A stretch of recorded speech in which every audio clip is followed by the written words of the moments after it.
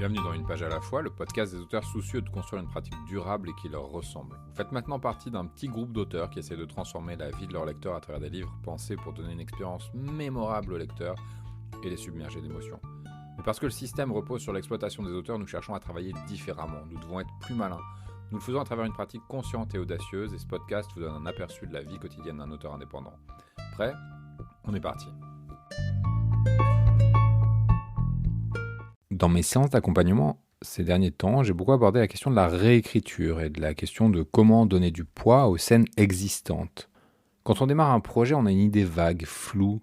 On parle d'une situation, d'un personnage, d'un univers, parfois de sensations. Peut-être que vous avez une idée d'un thème que vous voulez explorer dans votre livre.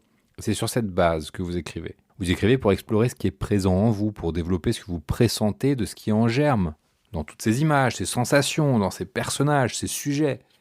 Et en le faisant, en explorant ces images, ces sensations, nous arrivons plusieurs fois au bout des pistes qu'elles ouvrent. Une situation s'achève, une relation se noue ou se dénoue entre des personnages. On exprime un point de vue sur le sujet, sur la thématique de notre livre. On est obligé de prendre un peu de recul, de réfléchir à nouveau au projet, de nous demander quelle suite on va pouvoir lui donner, de réfléchir à une manière de le relancer, à un rebondissement, à une nouvelle nuance qu'on voudrait lui apporter. Et ces allers-retours se produisent plusieurs fois pendant le projet. Et tout au long de ces allers-retours, ce qu'on fait, c'est qu'on prend des décisions, des tas de micro-décisions, des décisions sur les décors, sur la manière dont on déroule les actions, sur les répliques que s'échangent les personnages, sur l'atmosphère, sur les émotions qu'on veut proposer au lecteur, sur la direction que prend une intrigue ou que prend la transformation d'un personnage. Et souvent, dans le premier jet, on reste en surface sur les choses importantes, parce qu'on est tellement occupé à découvrir l'histoire et parce qu'on ne peut pas être partout. On est obligé de prendre des raccourcis. On résume des choses qui seraient pourtant importantes, qui s'avéreront plus tard être le noyau le plus intéressant de la scène. C'est naturel. On ne peut pas être facilement à la fois sur la vision d'ensemble, à la compréhension du fond de ce qu'on est en train de créer, et sur le détail, c'est-à-dire l'attention minutieuse à tout ce qui compose la tapisserie de notre histoire.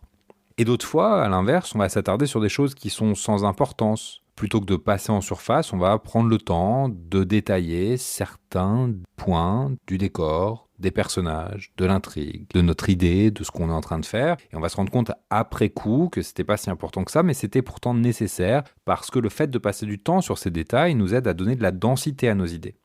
De tester aussi certaines possibilités, de les comparer les unes avec les autres et de choisir une direction. Et ça se fait pendant l'écriture, ça se fait pas forcément de manière très consciente. On n'a pas forcément, au moment de le faire, le recul qui nous permet de nous dire « Ah tiens, c'est ça que je suis en train de faire, je suis en train de prendre ces décisions-là ». Pourtant, les personnages, l'univers, les situations prennent leur essor, ils prennent vraiment toute leur dimension dans le travail de précision qu'on leur apporte. Et parfois, le fait de découvrir des points de détail anecdotiques sur les personnages nous permet plus tard de pouvoir développer quelque chose qui va s'avérer être important, essentiel à la compréhension de l'histoire ou au développement de l'histoire. Tout ça fait que quand on arrive à la fin du premier jet, on a un document qui est plein de promesses mais qui n'est pas fini, loin de là.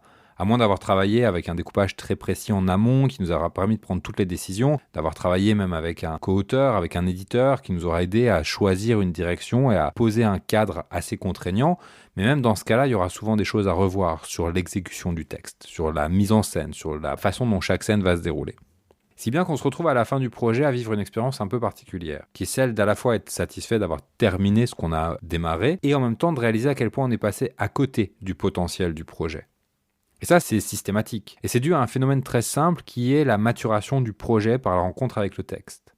En écrivant, en passant à l'acte d'écriture, on sort du champ infini où tout est possible.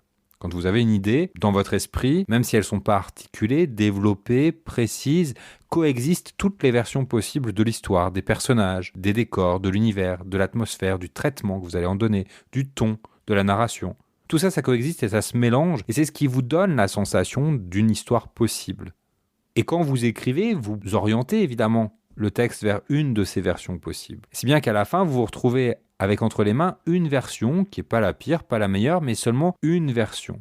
Et une version parmi toutes les versions possibles, c'est forcément un peu décevant. Et ce phénomène qui est naturel, qui naît du fait de passer de l'idée à l'action, de l'idée à l'objet, il est la cause d'abandon de nombreux projets. Parce que pas mal d'auteurs arrivent au bout et face à ce phénomène-là se disent « Ah, j'ai raté mon coup ».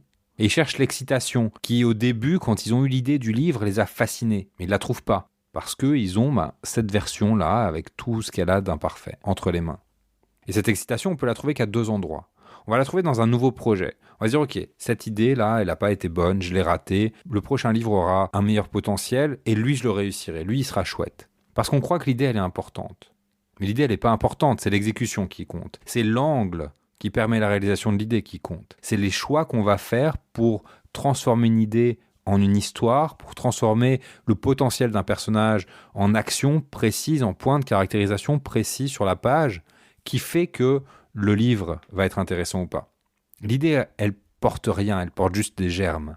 Mais quand on a l'idée, comme on est dans cette sphère de tout possible, c'est hyper séduisant. Et on croit que l'idée suffit à faire un bon livre. Du coup, à la fin du projet, si on a l'impression comme ça de s'être trop écarté de ce potentiel qui est excitant au début, on va aller le chercher ailleurs. On va regarder une idée qui n'est pas encore développée, qui est nouvelle, qu'on va aller prendre ailleurs, souvent dans quelque chose qui nous a excité. On va faire une nouvelle activité, tiens, je vais me mettre à faire du violon. Et là, formidable, je suis passionné par le violon, c'est nouveau, c'est excitant, je vais faire un livre sur le violon. Et lui, il sera bien. Et on confond ce qui fait le livre, à savoir les choix narratifs, les choix dramatiques, les choix thématiques, et l'émotion, le sentiment, les sensations qui accompagnent toute expérience nouvelle. Et donc ça, c'est un endroit où on peut trouver l'excitation, mais on peut la trouver aussi, cette excitation, et c'est un peu plus pernicieux, dans une nouvelle version du projet. On se dit, maintenant que j'ai écrit, maintenant que j'ai mûri mon idée, maintenant que j'ai vu mes personnages prendre vie, je comprends mieux ce qu'il faut que je fasse. Et on va trouver dans les pages qu'on a écrites un personnage qui a été négligé. On va se dire, ah, lui, il y a quelque chose de plus à faire pour lui. On va trouver une piste dramatique qu'on n'a pas assez exploitée. On va se dire, tiens, ça, j'ai envie d'aller voir plus. Ou des aspects de l'univers, des choses comme ça. Et on se dit, je sens que je peux aller plus loin avec cela. Je sens que eux, ils peuvent me redonner, en fait, ce sel que j'avais au début, que je retrouve pas dans la version que j'ai terminée. Parce qu'en fait, ce qui se passe, c'est qu'on n'est pas en train de faire une nouvelle version de l'histoire. On est en train de faire une nouvelle histoire à partir du même socle. Donc on a l'impression de faire de la réécriture, mais en fait, on est en train de faire une nouvelle écriture. Et ça, c'est tout autant piégeant que la première option. Parce que, encore une fois, on va rentrer dans le travail, on va devoir prendre des décisions, on va devoir réduire le champ des possibles jusqu'à n'en avoir qu'un seul, celui qui est sur la page, et on va connaître cet écart entre la projection fantasmée du livre et la réalité du livre qui a été écrit. Parce que réécrire, c'est pas écrire à nouveau. C'est décortiquer le texte et comprendre son potentiel. Et à partir de ce potentiel, scène après scène, se dire voilà le noyau de ma scène. Le noyau, c'est la proposition dramatique, c'est l'enjeu, c'est la promesse émotionnelle, l'évolution des personnages, l'évolution de l'intrigue, les détails de l'univers qu'on développe, de l'atmosphère qu'on développe dans cette scène-là. Et à partir de ce noyau, on va se demander comment est-ce que je peux les mettre plus en valeur, comment est-ce que je peux les étirer, peut-être leur donner plus de place, peut-être passer plus de temps avec eux, peut-être les retravailler un petit peu pour leur donner du rythme, pour faire monter l'intensité. On va pas toujours se poser les mêmes questions, ça va dépendre des scènes, mais on va partir de l'existant. Réécrire, c'est rarement se contenter de changer juste le style ou les mots. On n'est pas sur une réécriture cosmétique, il ne s'agit pas de faire plus beau avec ce qu'il y a. Il y a souvent d'abord à faire une réécriture de fond. On ne va pas changer le sens, mais on va changer la manière dont ce sens est mis en scène. C'est souvent la première fois, on va se poser les questions de la mise en scène. Dans la première version, on pose les intentions, on pose la direction dans laquelle on veut amener l'histoire, on pose le sens. La réécriture, elle consiste à prendre ces intentions pour les mettre en valeur. Et on ne les met pas en valeur en changeant de parti pris, ce qui voudrait dire qu'on change nos intentions. Au contraire, on prend les mêmes intentions et on les retravaille. C'est très rare d'avoir besoin de faire une toute nouvelle version d'un texte pour faire un texte intéressant.